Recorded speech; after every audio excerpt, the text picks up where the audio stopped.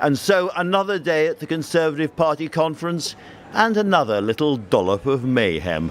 Yesterday we were talking about rebellious Tory MPs and the possibility of a coup against the Prime Minister. Today, the trouble seems to have spread to the Cabinet. In a single interview for Sky News, Liz Truss refused to say 3 times that she trusts her Chancellor. But let's look at the proposal to squeeze benefits by not uprating them with inflation, one of the ways the Prime Minister had wanted to save money. Penny Mordaunt, who fought Truss for the leadership and is now in her cabinet as leader of the Commons, broke ranks this morning. She'd always supported keeping welfare in pace with inflation, she said. Then next, Simon Clarke, the Levelling Up Secretary and former Chief Secretary to the Treasury, comes out against the reversal of the 45p tax cut just announced by the Chancellor and Prime Minister. He backs Suella Braverman, who, you may have noticed, is now Home Secretary.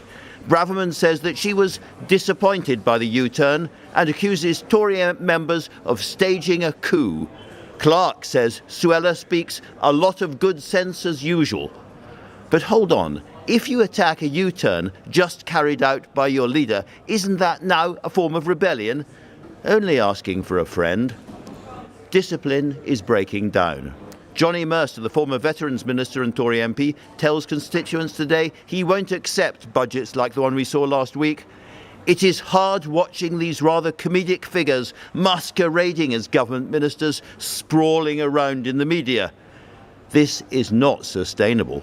By the way, yet again, today, Nadine Dorries calls for a general election. I don't know how this is going to end, but end it will. Talking to one of the many ministers too busy waxing their eyebrows or playing shove halfpenny to come on and defend Liz Truss, I heard a clear prediction that yes, there will be an early general election. But how? I was told this.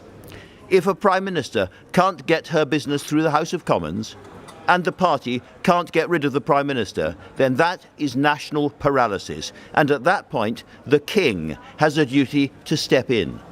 He's new in the job, but he would have to tell her she needed a mandate, and she would have to listen. Wow, you heard it here first. But are we sure that Liz Truss won't be replaced by the Tories? As I said yesterday, there is no single plausible alternative candidate, but I am hearing about a double one.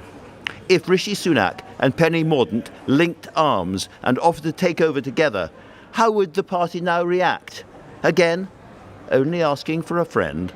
Lots to talk about, and luckily there are senior Conservatives prepared to speak openly in difficult times. I spoke earlier to the former Conservative leader, Sir Ian Duncan Smith. Well, I've known a few days similar to this, I have to say, at times, but